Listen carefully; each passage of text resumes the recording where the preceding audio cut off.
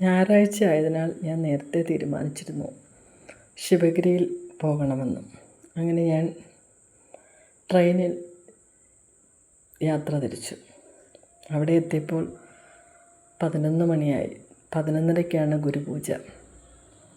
എത്രയും പെട്ടെന്ന് ഗുരുപൂജയിൽ പങ്കെടുത്ത് അടുത്തത് നമ്മുടെ അന്നദാനമാണ്.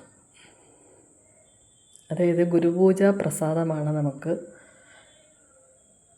അന്നദാനമായി ലഭിക്കുന്നത്. നേരത്തെ ക്യൂവിൽ കയറിയാൽ ഫസ്റ്റ് പന്തിയിലിരിക്കാം. അങ്ങനെ ഞാൻ തിരക്കിട്ട് എത്തി. പക്ഷേ ആദ്യം കയറാൻ പറ്റിയില്ല.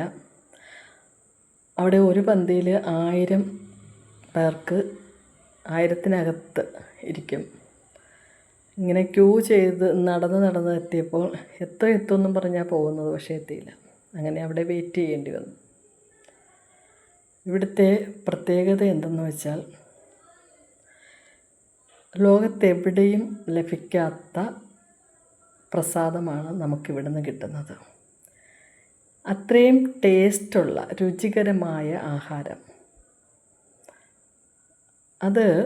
നമുക്കത് വർണ്ണിക്കാനൊന്നും പറ്റില്ല. ഏക്കർ കണക്കിന് ഭൂമിയുള്ള,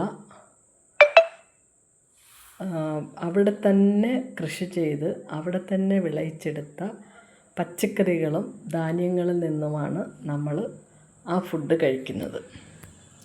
അത് പരമ്പരാഗതമായ രീതിയിൽ കൃഷി ചെയ്ത് നമ്മളൊക്കെ അവിടെ ആഹാരം വിളമ്പുന്നത് കുട്ട, വട്ടി, പിന്നെ പനമ്പ്, അതിനകത്തൊക്കെയാണ് ഈ ചോറ് ഇടുന്നത്.